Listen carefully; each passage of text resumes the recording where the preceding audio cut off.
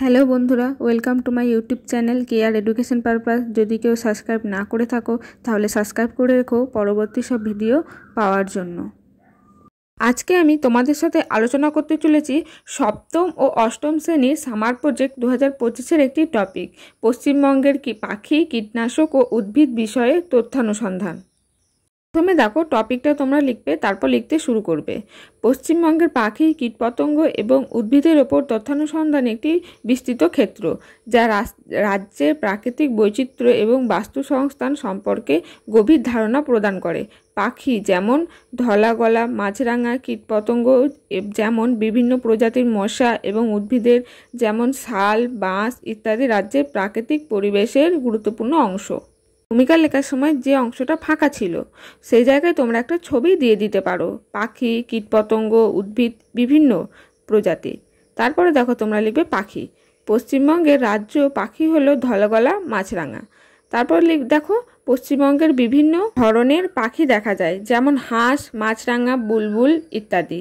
তারপর দেখো পশ্চিমবঙ্গের পাখি বিভিন্ন বাস্তুতন্ত্রের, যেমন নদী, জলাশয় এবং বনাঞ্চলে বাস করে। তারপরে লিখবে কীটপতঙ্গ। তো দেখো কীটপতঙ্গের 1 নম্বরে পশ্চিমবঙ্গে বিভিন্ন ধরনের কীটপতঙ্গ দেখা যায়, যেমন মশা, মাছি, তেলাপোকা ইত্যাদি। তারপরে লিখবে কিছু কীটপতঙ্গ সুষ্পক উদ্ভিদের পরাগায়ন ঘটায়, যা উদ্ভিদের প্রজননে সাহায্য করে।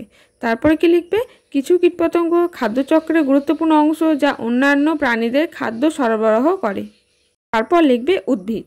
পশ্চিমবঙ্গে প্রাকৃতিক উদ্ভিদের মধ্যে বিভিন্ন ধরনের গাছপালা রয়েছে, যেমন শাল, বাঁশ, সেগুন ইত্যাদি। তারপরে পশ্চিমবঙ্গের উদ্ভিদ বিভিন্ন বাস্তুতন্ত্রের, যেমন বনাঞ্চল, নদী এবং জলাশয়ে দেখা যায়। তারপরে কি লিখবে পশ্চিমবঙ্গের উদ্ভিদ রাজ্যের প্রাকৃতিক পরিবেশের গুরুত্বপূর্ণ অংশ, যা প্রাণীদের খাদ্য এবং বাসস্থান সরবরাহ করে। তারপরে পয়েন্ট করবে পশ্চিমবঙ্গের পাখি, কীটপতঙ্গ ও উদ্ভিদের ওপর গবেষণার সুযোগ। পশ্চিমবঙ্গের পাখি, কীটপতঙ্গ এবং উদ্ভিদের ওপর গবেষণা করা একটি গুরুত্বপূর্ণ কাজ। এর মাধ্যমে আমরা রাজ্যের প্রাকৃতিক পরিবেশের সম্পর্কে আরও ভালোভাবে জানতে পারি। এটি রাজ্যের জীববৈচিত্র্য রক্ষার জন্য গুরুত্বপূর্ণ।